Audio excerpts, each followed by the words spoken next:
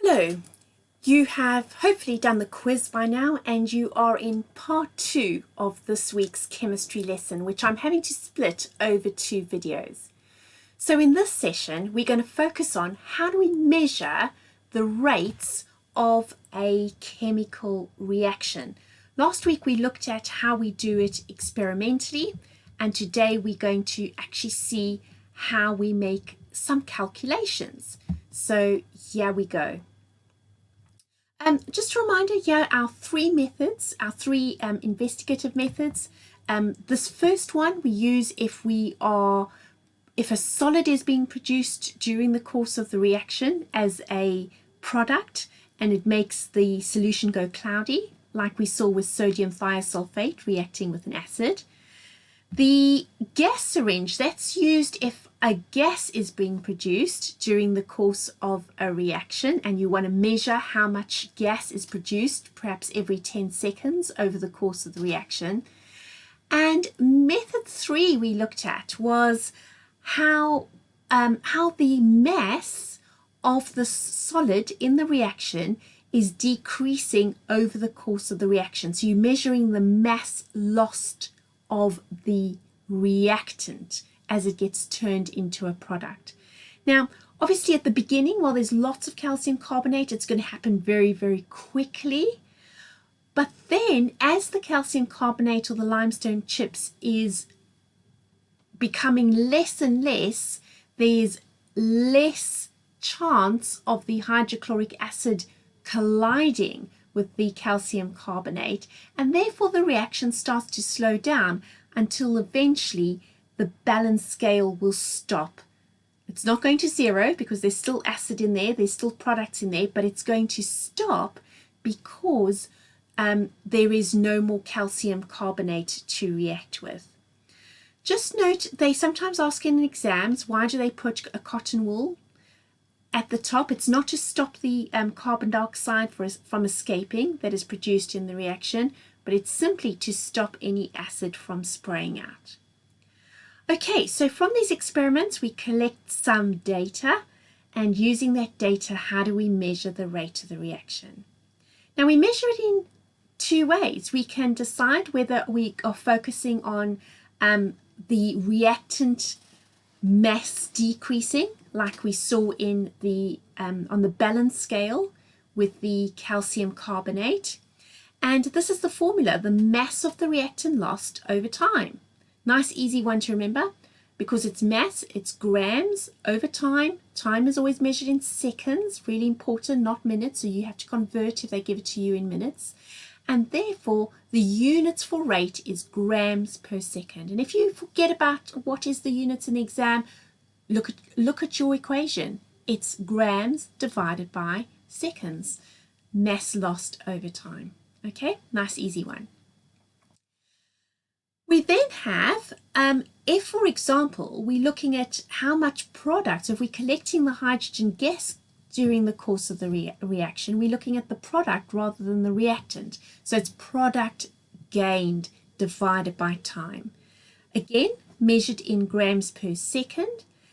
If we have a gas, we're not going to measure that in grams, we're going to measure that in centimeters cubed, which is the same as milliliter, and therefore our rate formula becomes centimeters cubed per second, or the units become centimeters cubed per second. Pause the video here and copy these notes in full. Don't forget to underline the heading in your books. Okay, now to see if you've mastered it and that's actually gone in, let's work through an example. So listen, and then I'll give you a chance to copy it down. So in this example, magnesium is reacting with hydrochloric acid. So we've got an acid and we've got a metal. Acid and a metal gives you salt and hydrogen. So during this experiment, what they're doing is they're looking at the decrease in mass of magnesium. So they obviously got it on a balance scale. And as the magnesium is turning into magnesium chloride and hydrogen, the mass inside that conical flask is going to decrease. So it says after 30 seconds, and I would highlight 30 seconds, The magnesium had decreased in mass by 45 grams. So what's the rate of the reaction? So because we're looking at the mass decreased, it's the mass of the reactant lost, divided by time. So we got 45 divided by 30, giving us an answer of 1.5 grams per second. Now it's really important to have a worked example in your book so your book becomes a study guide for your revision. So pause the video and copy this down in full.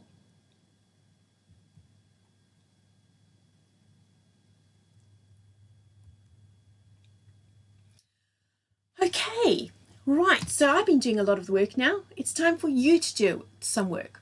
What I want you to do is I want you to try these 3 questions. They very, very simple questions, but they try to trap you, and we mustn't let the exam board trap you.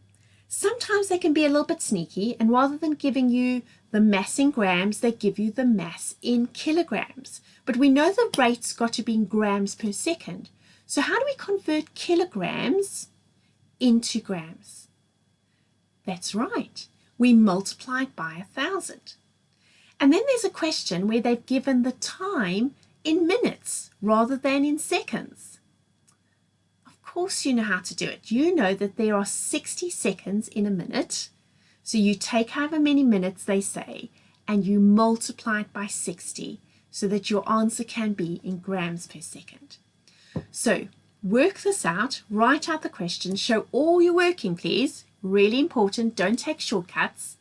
And when you are ready, restart the video with your purple pen.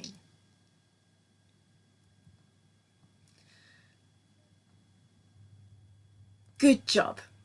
Let's check that we're on track, and if you have any corrections to make, please make sure that you write them in purple pen. It doesn't matter, we learn from making mistakes. So the first question, in a reaction the mass of a reactant decreases by 0.43 gram. So that's our mass, in 80 seconds. That's our time. So the formula, rate of reaction equals mass of reactant lost divided by time.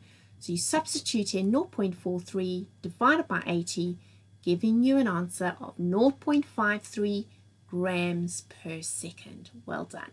Look out, see if they ask you to round up to 2 decimal places or do it to significant figures. As long as you get near to that for now, that's good. Okay, question number 2. In a reaction, the mass of product increases by 3 kilograms in 210 seconds. What is the rate of the reaction? So this time we're looking at the product, so it's the mass of product gained over time. And I hope you didn't fall into the trap and go 3 over 210 because it's 3 kilograms. So we've got to convert it to 3,000 grams. Divided by 210 seconds, giving us an answer of 14.286. Don't forget your units, grams per second. If you forget your units, you lose a mark. So don't throw marks away. And the final question. In a reaction, a mass of a product changes by 21 kilograms in 10 minutes. What is the rate? So this time we look in the product, mass of product gained divided by time. And yes, of course, I know you did it. 21, you multiplied it by 1,000 to convert it into grams. And yes, the 10 minutes, you had to multiply it by 60 to give you 600 seconds.